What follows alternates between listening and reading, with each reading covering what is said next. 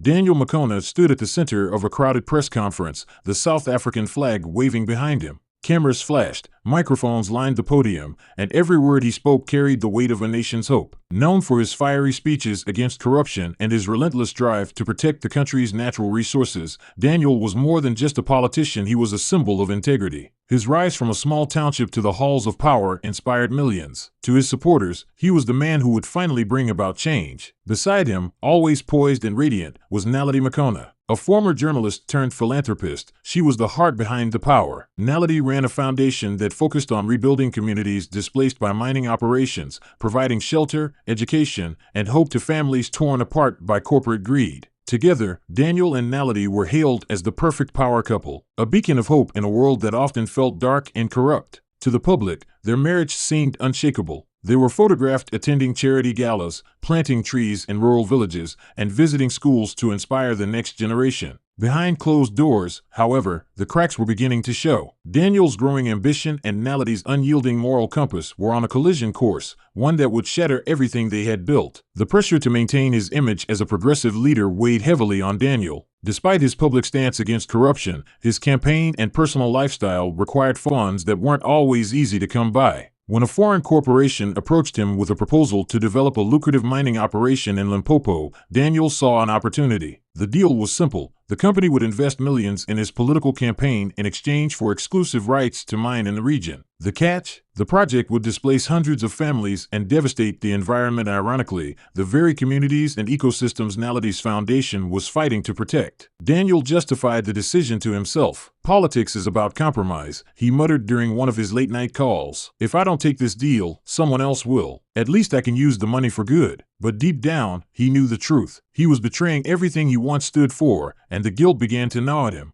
To seal the deal, Daniel funneled money from Naledi's foundation, disguising the transactions as donations to community development projects. He assured himself that it was temporary, that he'd replace the funds before anyone noticed. But the lies piled up quickly, and the weight of his decisions began to show. Naledi was no stranger to the demands of her husband's career, but something had changed. Daniel, once attentive and present, was now distant and secretive. Late-night phone calls became a regular occurrence, and he often left the house for urgent meetings. His warm smiles were replaced with curt nods, and he avoided her questions with vague reassurances. One evening, while cleaning Daniel's study, Naledi stumbled across a folder tucked under a stack of papers. It contained maps, contracts, and financial documents with unfamiliar names. At first glance, it didn't make sense, but certain phrases stood out: displacement compensation, environmental waiver, and resource extraction rights. Naledi's heart sank. She confronted Daniel that evening, holding up the folder. "What is this, Daniel?" she asked, her voice trembling. He barely glanced at it, brushing her off with a dismissive wave. "It's nothing you need to worry about, Naledi. Just routine government paperwork." But Naledi wasn't convinced. Her instincts, honed during her years as a journalist, told her there was more to the story. She began piecing together the fragments, growing more alarmed with every discovery. Determined to uncover the truth, Naledi dug deeper. She accessed the foundation's financial records and noticed discrepancies: large sums of money withdrawn under vague descriptions like community initiatives. She reached out to contacts in Limpopo and learned about the proposed mining project. The picture became painfully clear. Daniel had used her foundation to fund bribes and secure a deal that would destroy the very communities they claimed to protect. When Naledi confronted him, she was no longer trembling. Her voice was steady, her anger simmering just below the surface. "How could you do this, Daniel? These people trusted us. I trusted you." Daniel, cornered, lashed out. "You don't understand how politics works, Naledi. Sometimes you have to make tough decisions for the greater good. Don't lecture me about trust when you have no idea what it takes to keep this family afloat." Naledi's heart broke as she realized the man she had once admired had become a stranger. "You've betrayed everything we stood for," she said quietly. "Everything we built together." Naledi knew she couldn't let the mining deal go forward, but Daniel's threats loomed over her. "If you try to stop this, I'll destroy you," he warned. "Your foundation, your reputation, I'll make sure it all comes crashing down." But Naledi was undeterred. She began gathering evidence: bank statements, emails, and witness testimonies, planning to expose Daniel and the mining deal to the press. Her resolve hardened when she learned that the mining project would displace the village where she had grown up. It wasn't just about corruption anymore, it was personal.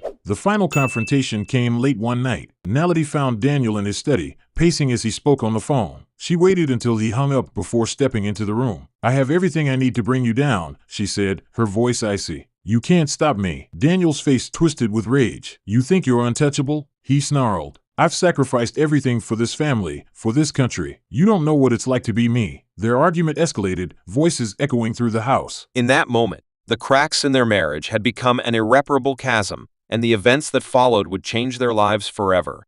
Before we continue with this gripping crime story, don't forget to like, share, and subscribe to our channel. Your support helps us bring more thrilling and captivating stories like this. Hit the notification bell so you never miss an update. Now, let's dive into the next part of this shocking tale. Naledi's hands trembled as she placed the final piece of evidence into her folder. The weight of her discovery and the consequences of exposing Daniel bore down on her like a storm. Tonight, she decided, would be the night she confronted him once and for all. With her evidence in hand and her determination unshaken, Daniel was on the phone, his voice sharp and commanding. He paced back and forth, a glass of whiskey in one hand and his phone in the other. Naledi stood in the doorway, her silhouette casting a long shadow across the room. When he noticed her, his expression hardened. "We need to talk," Naledi said, her voice cold but steady. Daniel ended the call, his eyes narrowing. "What now, Naledi? I don't have time for your accusations." Naledi stepped forward and slammed the folder onto his desk. "You've betrayed me, Daniel. You've betrayed everything we worked for. I have enough here to bring you down, and I will." Daniel's face contorted with rage as he flipped through the damning documents. "You think you're some kind of hero?" he spat. "You have no idea what's at stake here. If you expose this, you'll destroy everything, including yourself." The argument escalated. Daniel's voice rose, filled with anger and desperation, while Naledi stood her ground, her voice sharp and unwavering. The tension in the room reached a breaking point as Daniel grabbed her arm, his grip firm and threatening. "Let me go," Naledi warned, her eyes blazing with defiance. "You think you can threaten me?" Daniel growled. "You're nothing without me." In the heat of the moment, Naledi grabbed the closest object, a heavy glass paperweight, and swung it at Daniel. The impact was immediate. Daniel stumbled backward, crashing into the edge of his desk before collapsing onto the floor. Blood pooled beneath him, the room eerily silent except for Naledi's ragged breathing. For a moment, Naledi stood frozen, the reality of what she had done sinking in. Her hands trembled as she dropped the paperweight, its bloodied surface glinting under the dim light. Panic set in. She couldn't let anyone know the truth, not like this. She quickly staged the scene. Overturning a chair and scattering papers across the room, she broke a window to make it look like a home invasion. She wiped her fingerprints from the paperweight and left the room, her heart pounding. As she dialed the police, she rehearsed her story in her mind. When the officers arrived, Naledi played her part perfectly. She feigned shock and grief, her voice trembling as she described the supposed intruder. But the detectives weren't convinced. They noticed inconsistencies in her story and subtle details that didn't add up, like the lack of forced entry at the front door. Detective Thandiwe Masuku, known for her keen instincts, took charge of the case.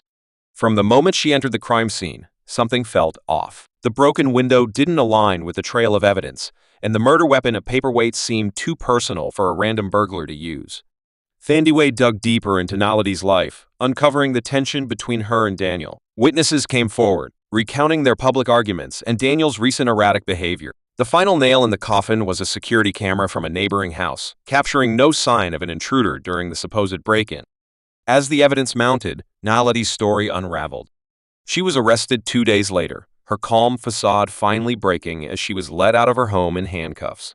The media swarmed the scene, the once beloved philanthropist now at the center of a national scandal. The courtroom was packed, the trial becoming a media sensation. Prosecutors painted Naledi as a calculating murderer, driven by anger and betrayal. Her defense team argued that she acted in self-defense, a desperate reaction to years of emotional abuse and Daniel's corrupt actions. The prosecution presented damning evidence, including the staged crime scene and the incriminating folder Naledi had collected.